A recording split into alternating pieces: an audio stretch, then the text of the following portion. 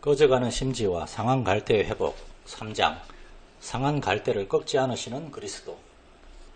본문의 두 번째 요점은 그리스도께서 상한 갈대를 꺾지 않으신다는 점입니다. 의사들은 치료를 위해 비록 환자들에게 많은 고통을 주기는 하지만 그들의 생명을 점차 회복시키십니다. 외과 의사는 환자의 몸을 절개하고 잘라내기도 하지만 조각내지는 않습니다.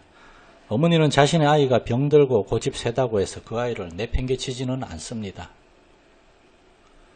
샘에서도 자비를 발견할 수 있다면 강에서는 더 큰 자비를 발견할 수 있지 않겠습니까? 우리 안에 자비의 성품을 심어주신 하나님의 자비보다 우리 안에 있는 자비가 더 크다고 생각하는 것이 옳겠습니까? 모든 상한 갈대들을 향한 그리스도의 자비를 더욱 잘 드러내기 위해서 그분이 자기 자신에게 지으신 남편, 목자, 형제 등의 편안한 관계들을 생각해 보십시오. 그분은 그러한 의무를 완벽하게 수행하십니다.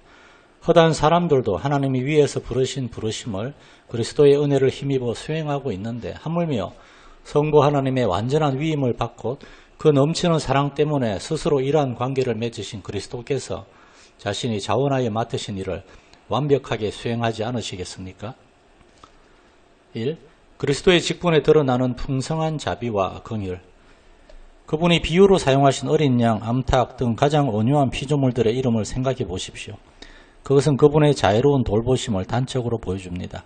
하나님이 직접 그에게 주신 바 구원자라는 뜻을 가진 예수라는 이름을 생각해 보십시오.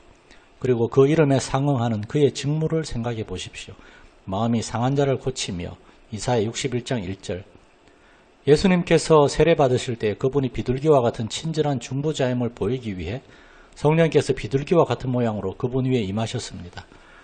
또한 그분이 자신의 직무를 수행하신 은혜로운 방식을 살펴보십시오. 선지자로서 그분은 입술에 은혜를 머금고 선언하셨습니다. 심령이 가난한 자는 복이 있나니 천국이 그들의 것이며 마태복음 5장 3절. 수고하고 무거운 짐진 자들아 다 내게로 오라 내가 너희를 쉬게 하리라. 마태복음 11장 28절. 그분께서는 마음속 깊이 소외감을 지닌 이들을 자기에게로 초대하셨습니다. 목자 없는 양과 같이 고생하며 기진하는 무리를 보셨을 때 그분은 그들을 얼마나 불쌍히 여기셨습니까? 그분은 자기에게로 나오는 사람들에게서 등을 돌리지 않으셨습니다. 그에게 나와왔던 사람들 중에서 어떤 이들이 그를 떠났지만 그것은 그들이 스스로 떠난 것이지 주님께서 내쫓으신 것이 아니었습니다.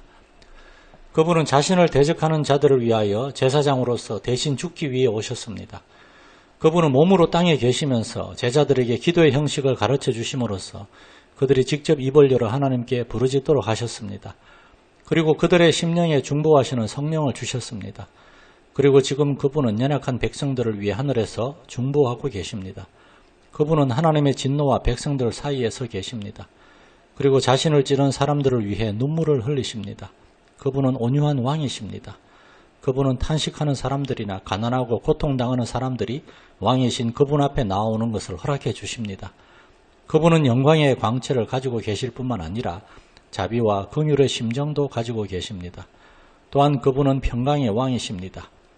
이는 한 아기가 우리에게 낳고 한 아들을 우리에게 주신 바 되었는데 그의 어깨에는 정사를 메었고 그 이름은 기묘자라 모사라 전능하신 하나님이라 영존하시는 아버지라 평강의 왕이라 할 것임이라. 이사야 9장 6절. 그분은 시험 당하는 자들을 도우시기 위해서 친히 시험을 받으셨습니다. 그는 시험을 받아 고난을 당하셨은즉 시험 받는 자들을 능히 도우실 수 있느니라. 히브리서 2장 18절. 은혜를 베푸시기 위하여 사람된 우리의 본성을 취하신 은혜로운 중보자에게 우리가 기대할 수 없는 자비가 무엇이 있겠습니까? 하나님은 한 분이시요 또 하나님과 사람 사이의 중보자도 한 분이시니 곧 사람이신 그리스도 예수라. 그분은 모든 질병을 다 고치는 의사이십니다. 특히 상한 심령을 싸매는 일에 뛰어난 의사이십니다. 그분은 자신의 피라는 약으로 우리 영혼을 치료하기 위해 죽으셨습니다. 우리 자신의 죄에 의해 스스로를 팔아먹은 우리는 마땅히 죽어야만 했습니다. 그런데도 그리스도께서는 우리 죄를 짊어지고 대신 죽으심으로써 우리를 구원하셨습니다. 그렇다면 그분이 하늘에서도 우리를 향하여 똑같은 마음을 품고 계시지 않겠습니까? 하늘의 머리이신 그리스도께서 땅에서 자신을 향해 뒷발질하는 사울을 향해 외치셨습니다. 사울아 사울아 내가 어찌하여 나를 박해하느냐 하시거늘. 사도행전 9장 4절. 그분은 성천하셨지만 땅에 있는 자신의 몸을 잊지 않으셨습니다. 성천하심으로써 그분은 순환으로부터 자유롭게 되었지만 우리를 향한 그분의 동정심에서 자유롭게 되지는 않았습니다. 유다 족속의 사자는 그의 왕됨을 원하지 아니하던 자들을 갈기갈기 찢으실 것입니다. 그러나 그분 앞에 엎드려 경배했던 자들에게는 자신의 진노를 나타내지 않으실 것입니다. 이 은혜의 보좌 앞에서 누리는 평안과 기쁨. 이 상에서 우리가 배워야 할 교훈은 무엇입니까? 우리가 그 어떤 공경에 처하든지 은혜의 보좌 앞에 담대히 나아가는 것입니다. 그리스도께서 죄인들을 위해 시연좌에 임하시는데 우리는 자신이 죄인이라고 낙담하며 마냥 주저앉아 있겠습니까? 여러분은 상함을 입었습니다. 그렇다면 위로를 받으십시오. 그분이 여러분을 부르십니다. 여러분의 상처를 숨기지 말고 그분 앞에 모두 열어 보이십시오. 사탄이 하는 말에 귀 기울이지 마십시오. 두렵고 떨릴지라도 그분에게로 나아가십시오. 혈루증으로 12년간 고생했던 그 가련한 여인처럼 그분의 옷자락만 만지더라도 나음을 입고 응답을 받을 것입니다. 그러하기에 우리는 육체에 있는 동안 하나님께로 담대히 나아가야 합니다. 우리가 하나님께로 담대히 나아갈 수 있도록 하기 위해서 그분께서 우리 살 중에 살이 되셨고 우리 뼈 중에 뼈가 되셨습니다. 하나님께로 가는 것을 절대로 두려워하지 마십시오. 왜냐하면 우리에게는 하나님과 함께하는 중보자가 계시기 때문입니다. 그분은 우리의 친구일 뿐 아니라 우리의 형제이며 남편이십니다. 천사들이 하늘에서 보라 내가 온 백성에게 미칠 큰 기쁨의 좋은 소식을 너희에게 전하노라 라고 한 것은 공연한 일이 아닙니다. 사도가 빌립보서 4장 4절에서 주 안에서 항상 기뻐하라 내가 다시 말하노니 기뻐하라 라고 한 것도 다 그럴 만한 까닭이 있습니다. 그는 자신이 어떤 근거로 그렇게 말하는지를 잘 알고 있었습니다. 평안과 기쁨은 그분의 왕국의 주된 두 가지 열매입니다. 세상이 돌아가는 상황 때문에 초조해하며 신경을 곤두세우지 맙시다. 우리가 비록 세상에서는 기뻐할 수 없을지라도 주 안에서는 얼마든지 기뻐할 수 있습니다. 그리스도께서 임재하여 계신다면 그 어떤 상황에서도 위안이 될 수 있습니다. 제자들은 한밤중에 풍랑이 있는 바다 위로 걸어오시는 예수님을 보고서 마치 귀신을 보는 것처럼 두려움에 떨고 있었습니다.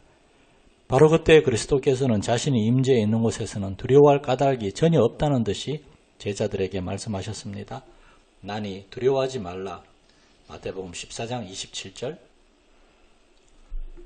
그러므로 우리가 상함을 입었다고 느껴질 때 이것으로 우리를 지탱합시다. 그리스도께서는 먼저 상처를 입히고 그 다음에 그 상처를 치료하십니다. 상처 하나 없이 완전한 모습으로 천국에 들어갈 사람은 아무도 없습니다. 시험을 당할 때는 그리스도께서 나를 위하여 시험 받으셨다는 것을 생각하십시오. 내가 당하는 시험에 따라서 은혜와 위로가 나에게 주어질 것입니다. 그리스도께서 너무나 자비로우셔서 상한 갈대와 같은 나를 꺾지 않으신다면 나 자신도 절망함으로 나를 꺾지 말아야 합니다. 또 나를 찢기 위하여 우는 사자같이 덤벼드는 사탄에게 나를 내주지도 말아야 합니다. 그리스도의 성향과 대조되는 사탄과 그의 앞잡이들의 성향을 보십시오. 시므온과 레위가 세겜 사람들이 할례를 받고 고통당할 때 엄습하였던 것처럼 사탄은 우리가 가장 약할 때에 우리를 덮칩니다. 그러나 그리스도는 죄와 사탄이 우리에게 입힌 모든 상처들을 회복시키십니다. 그분은 마음이 상한 자를 고치십니다. 마치 어머니가 가장 병약한 자녀를 더욱 특별한 사랑으로 돌보는 것처럼 그리스도께서도 가장 약한 사람에게 가장 자비롭게 마음을 기울이십니다. 그리스도는 가장 약한 사물 안에 자기보다 강한 것을 의지하는 본능을 심어주셨습니다.